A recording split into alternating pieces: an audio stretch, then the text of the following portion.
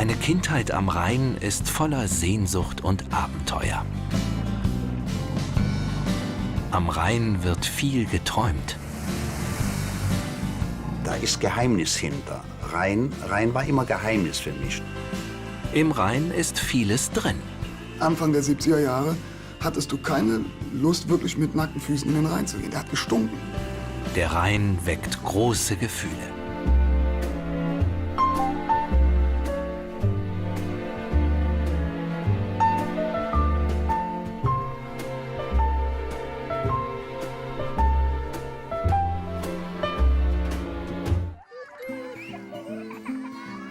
Köln, Anfang der 50er Jahre. Es ist Sommer, es ist heiß. Für Kinder das Größte, ein Familienausflug an den Rhein. Mein Vater, der war so 10, 12 Tage, war der Tag und Nacht von uns zu Hause weg. Und dann hatte der 3 oder 4 Tage frei. Und wenn er ausgeschlafen hatte und wenn die Mama zu ihrem Recht gekommen war, dann kümmerte er sich um uns Kinder. Und das war auch so einer, der immer raus musste, immer an den Rhein. Für Hermann Brinks und seine Söhne Dieter und Rolli ist das Flussufer ein Paradies. Da haben wir dann das Zelt aufgebaut. Und der Hermann hat dann sofort oben auf der Stange, die vorne am First reinkommt, das Köln-Fähnchen dran gehisst. Dann wurden mitgenommen, ich glaube, Kühlboxen gab es damals, aber es gab Thermosflaschen schon. Ja? Und da konnte man genauso gut kalt wie warm drin machen. Und die Mama, eine Frau durchaus mit Rubens Ausmaßen, war dann eher so an einem Fleck auf einer Decke und dann picknickte die und wir flitzen da nur rum und balgten, spielten Cowboy, Indianer und was weiß ich alles. Wer als Kind seine Zeit am Rhein verbracht hat, wird das nie vergessen. Und er wird es weitergeben, so wie Rolli Brinks. Er zieht seit den 60er Jahren mit Söhnen und Tochter hinunter zum Fluss, genauso wie sein Vater. Noch heute gibt es diese Familienställe am Rheinufer. Stefan und Peter Brinks, 2 kölsche Rockidole. Auch ihre Kindheit am Rhein war ein großes Sommerabenteuer. Am Wochenende, wenn der Vater dann Zeit hatte, dann sind wir dann rausgefahren. Ja, im Moment ist eine Sommer böse. Der hat mit uns gespielt, aber der hat richtig mit uns gespielt.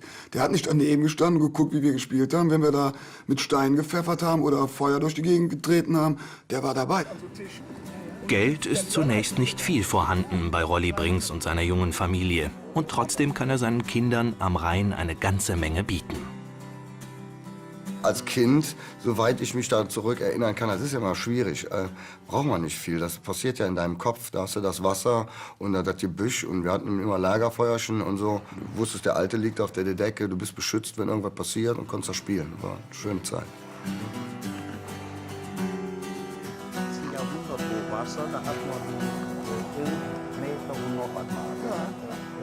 Rolli Brinks erste Erinnerungen an den Rhein gehen 6 Jahrzehnte zurück. In die Zeit direkt nach dem Krieg. Köln war damals eine Stadt irgendwie geisterhaft. Die Straßen waren so gerade aufgeräumt und dann ging es runter dann zum Rhein. Und da lag dann so wie ein Ungeheuer, lagen da die Trümmer. Die Brücke war ja richtig zusammengestürzt. Wie alle Kölner Brücken war die Hohenzollernbrücke im Rhein versunken.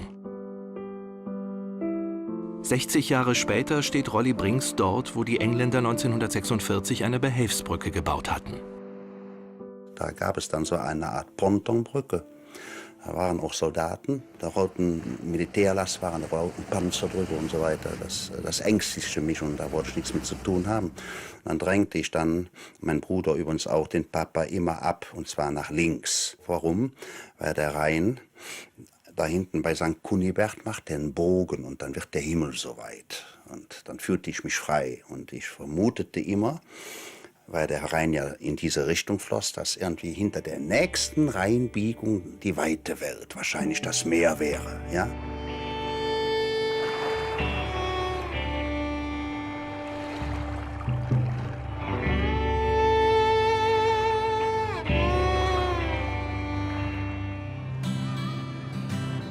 Im Schatten der Kölner Rheinbrücken haben Rolli Brinks und sein Bruder ganz andere Erlebnisse.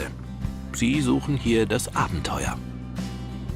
Einmal war der Rhein in den Erzählungen von meinem Vater, da wurde der, wenn der Karl May uns vorgelesen hat oder irgendwas erzählt, da war da plötzlich der Mississippi, manchmal war es auch die Wolga oder der Don. Ja, das war ja alles, war ja Kulisse, Rhein ist Kulisse, ne? Das ist ja, was Schöneres gibt's ja gar nicht.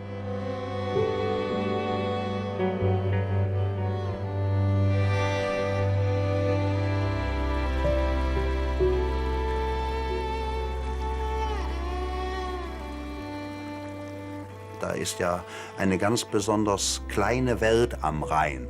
Und heute weiß ich, dass das genau die Zeit war, wo jeder ungefiltert seinen ganzen Scheiß in den Rhein gelassen hat. Aber das hat damals niemand interessiert, ne?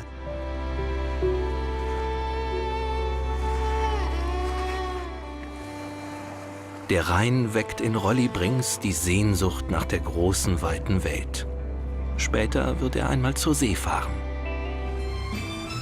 Wir haben es damals dann fertiggebracht, zu schwimmen, uns in den Schatten der Kähne, die dann meistens sehr schimpften, die Bootsleute. Ne? Weil uns war klar, wir dürfen nicht hinten reinkommen. Ne?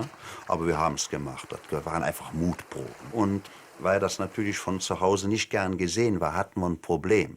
Zu der Zeit stank der Rhein, das könnt ihr euch gar nicht vorstellen. Und du konntest manchmal, du wolltest, wenn du nach Hause kamst, dann roch ihm nur das ganze Zimmer nach Rhein.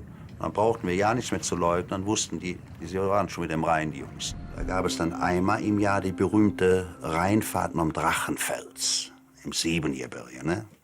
Und dann wurde ja schon tagelang vorher gesungen, einmal im Jahr, da werden Schiffstour gemacht und so weiter, ne? Das war also gang und gäbe. Einmal im Jahr, dann werden Schiffstour gemacht, denn so ein Fahrt hat keinen Bad.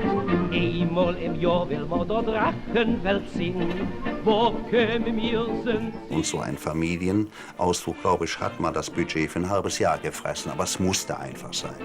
An Sommersonntagen erstickt Königswinter förmlich an den Touristenströmen. Wir wollten doch immer auf den Eselchen reiten, versteht sich ja, ne? Und die Schwester meiner Mutter, das war die Tante Maria, eine noch barockere Frau als meine Mutter, die war immer sehr besorgt um das Wohl der Tiere. Und einmal hat die es doch wirklich fertig gebracht.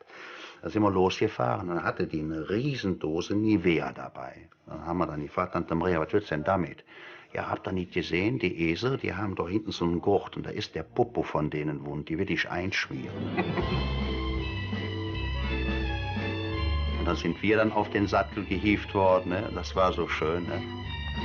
Wenn man dann auf dem Drachenfels war, der damals ja noch nicht so touristisch war, dann kletterst du da hoch und dann siehst du das Rheintal mit der Insel und so weiter und den Schiffen, die da rumfahren. Das ist eine ganz andere Perspektive und das hat sich bei mir eingegraben und das habe ich mit meinen Kindern gemacht, ich mache heute noch.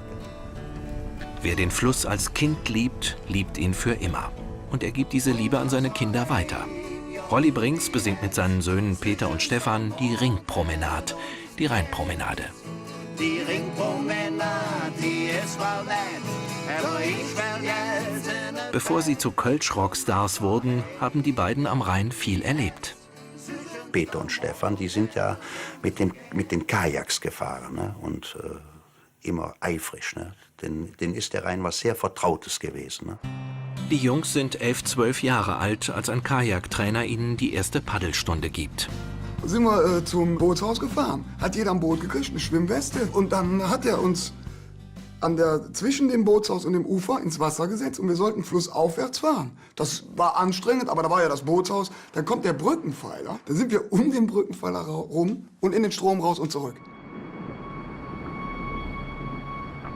Und wenn du dann um den Pfeiler kommst, erstmal drückt dich der Rhein gegen den Pfeiler, das ist ja ein Steinpfeiler, da kriegst du erstmal so die Düse. Und wenn du dann im offenen Wasser bist und der Rhein drückt, dann siehst du, was der für eine Kraft hat, wie schnell du weg bist. Das war Abenteuer, da auf dem Rhein rumzupaddeln. Man durfte dann in so einem Boot sitzen. Man hatte zwar Schwimmweste an, aber da kannst du ja schnell absaufen. Ne? Und da haben wir dann am Anfang trainiert. Daher weiß ich auch, wie der schmeckt und riecht, der Rhein. Das ist sehr ekelhaft gewesen. Bald paddeln die Jungs sicher mitten auf dem Strom. Das ging aber nur so lange, bis ich die erste Freundin hatte und angefangen habe zu rauchen. Dann war die Freundin interessanter. Doch auch für die Liebe findet Peter ein lauschiges Plätzchen am Rhein. Wir haben eine Zeit lang in Flittert gewohnt. Und da habe ich auch Freundinnen gehabt, also meine ersten Freundinnen, da haben wir oft irgendwie am Rhein da rumgefummelt und geknutscht und so. Doch, da konnte ich auch keiner sehen, da waren hohe Gräser, da konntest du dich ins Gras legen und dann warst du verschwunden.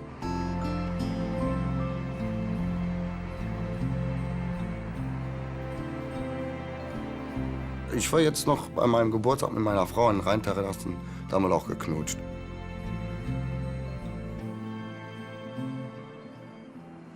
Beim Rhein habe ich als Kind und heute noch manchmal Herzklopfen.